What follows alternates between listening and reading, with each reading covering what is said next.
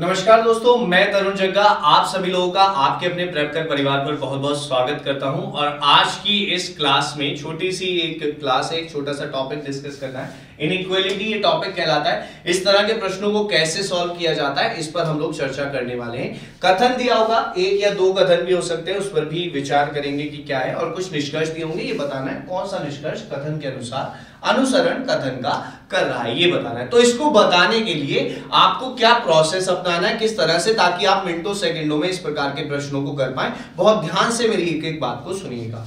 आपको सबसे पहला काम क्या करना है, जो भी कंक्लूजन आप चेक कर रहे हैं ए और ई, उन दोनों एलिमेंट्स को इस स्टेटमेंट में ढूंढ लेना है। स्टेटमेंट दिखाई दे रहा है, ये रहा ए, ये रहा ई।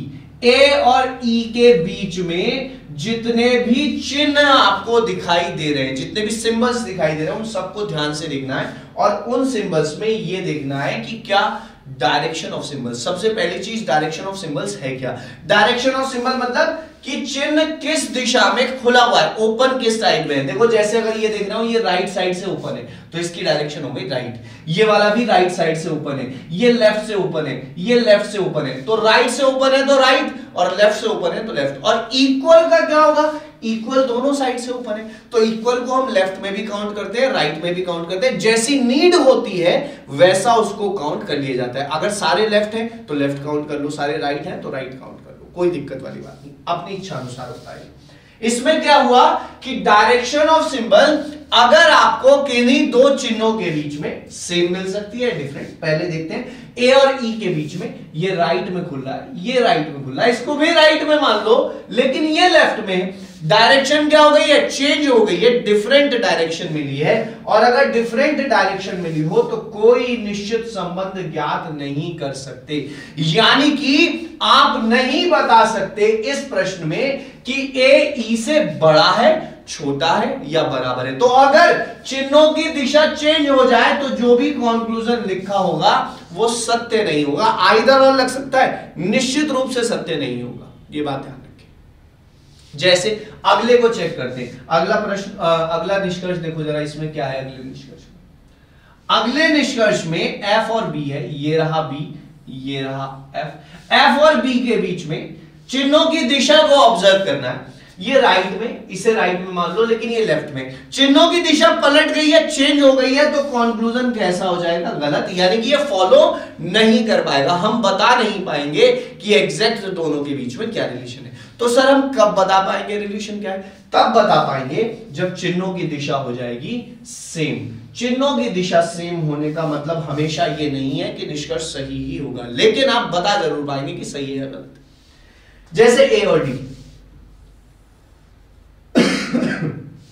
दिख रहा है, राइट राइट और राइट, तीनों राइट है। अगर चिन्हों की दिशा सेम हो जाती है तो आपको ऐसा समझ लो, ये भैया ये फैमिली के क्या है, ये सबसे बुजुर्ग हैं फैमिली के, ये दादाजी, ये पिताजी हैं, और ये आप हैं, स्वयं हैं आप।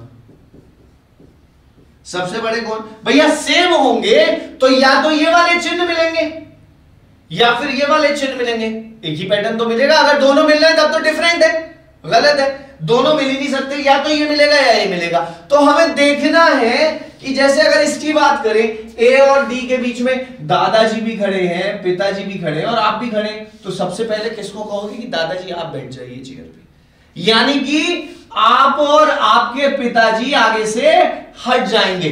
दादाजी का नंबर आएगा, ए लिखेंगे, दादाजी वाला सिंबल आएगा लेस देन, और फिर डी लिख दिया जाएगा। ए छोटा है डी से।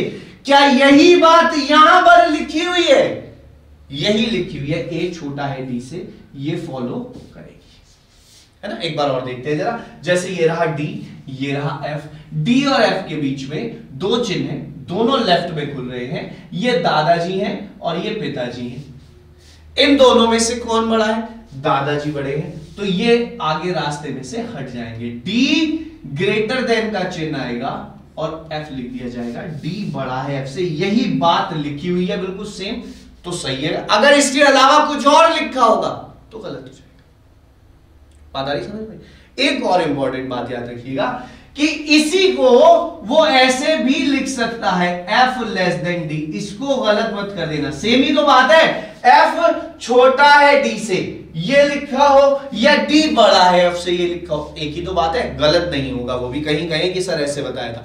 दोनों चिन्ह ऐसा मत देखना कि चिन्ह रखा हुआ होना चाहिए सेम, चिन्ह ऐसा भी हो सकता है कि दूसरी डायरेक्शन में, देखो जैसे लेफ्ट में घुल रहा है ये राइट में घुल रहा है, लेकिन रिलेशन ये भी सही है। तो चिन्ह नहीं देखने हैं एक्चुअल में, चिन्ह शुरुआत में देखने हैं बस, उसके बाद देखना है कंक्लूजन मार्क करते हुए रिलेशन।